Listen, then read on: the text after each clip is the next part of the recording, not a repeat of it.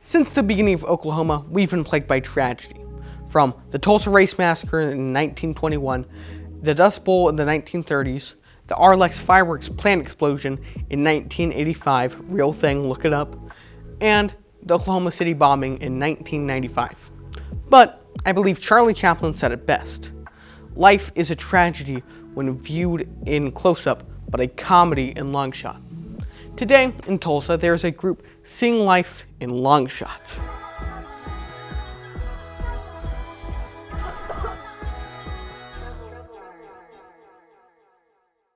Troublestart can be described as chaotic, absurdist, weird, fun.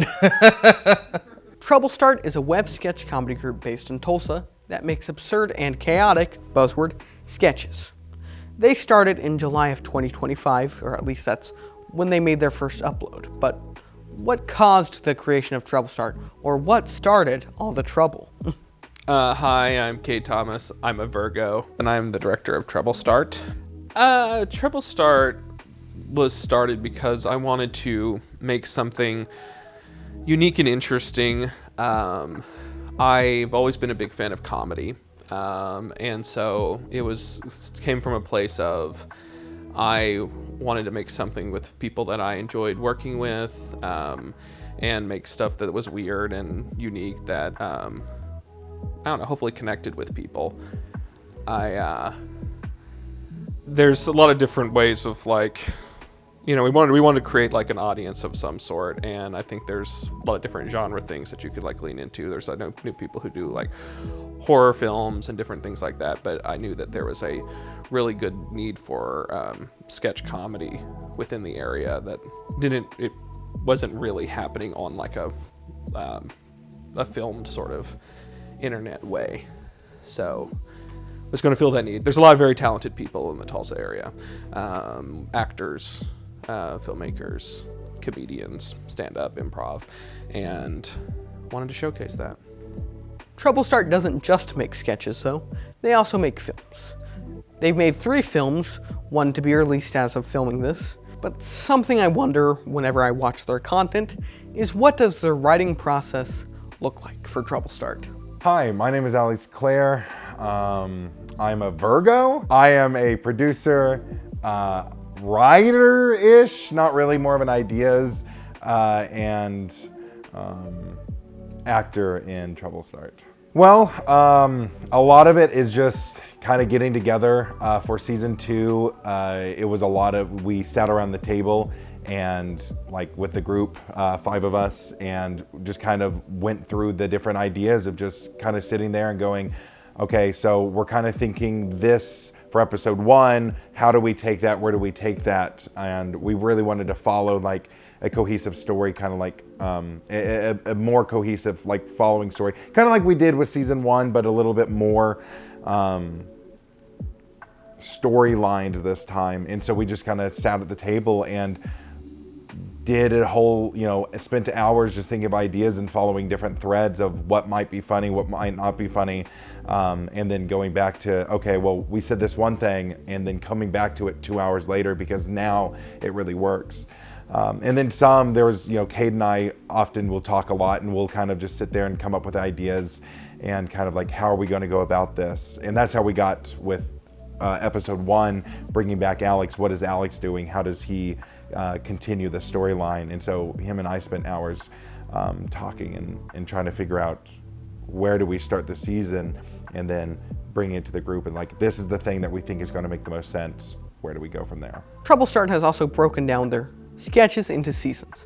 Season 1 ended with the sketch identity theft, and season 2 is currently filming. While Kate and Alex are the co-founders of Troublestart and were also in the first season, their cast has changed from season 1 to season 2. Season 2 introduces Eric and Mary Grace, who are an improv duo named Flo. Hi, my name is Mary Grace Moser, and I am a writer and a performer for the sketch group Troublestart, and I'm also a Virgo. I joined Troublestart because I met Kate and Alex. It was kind of serendipitous. We met after one of my shows, the 66 Kicks. We met after that, just very briefly. And then the next day I was performing a sketch show in Oklahoma City, and they were also there, and we didn't know that they were going to be there, and we didn't even see each other at the sketch show. We saw each other at a bar after the sketch show.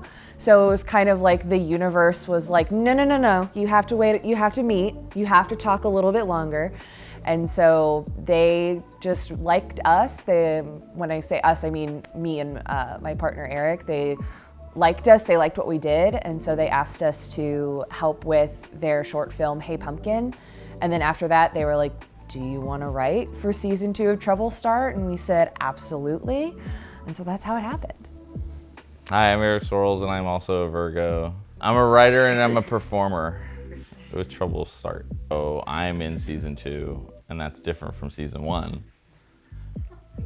I don't know about the product. I wasn't there, so I can't tell you about how it's produced differently. But yeah, I think this one has a through line that didn't exist in the first one. So, but yeah, there's like a whole, like we have foreshadow stuff that's happening, and then you know, stuff like that I wasn't in season 1. Season 1 was mostly just like their own individual episodes that sort of didn't have like a story necessarily until like the very end. And then this one, we have more of that sort of connects the whole season as a whole. Something that keeps me hooked and excited for what comes next for Troublestart is their comedy. Their comedy could be described as absurdist and wild, which always, keeps you wondering what the next joke will hold. Anything Evan Hughes says, basically. I mean, it's kind of a non-question. Just getting to watch him do a PowerPoint presentation that he hasn't seen before really was like the highlight probably of my month. I personally love like anything with a toaster. I'm a really big toaster fan. I mean, on this last one we're shooting some for our first episode, Idiot Dinner Party. I think there's a lot of really cool, I don't know. There's a bit where Mary Grace and Eric do this little whisper thing towards the end that I really like. That's down to the performances. I miss Gerg. I miss the guy that lives in the wall, but he's gone, and we're never gonna figure out what the hell that guy was about. I thought he had a lot of potential. I thought it was really unexplored. I thought we could go into the whole Gergiverse, but we never got it. Never got Gerg. There's hope. There's always season. Maybe we'll bring back Gerg. Maybe Gerg will move in. Who knows? If that confuses you, the context doesn't help. But what I think is important is to know why they do this. Why comedy? I mean, everyone likes to laugh. Laughter is what makes, it can make anyone's day a little bit better. Even on my worst days, if I can laugh a little bit, it makes it a little bit better.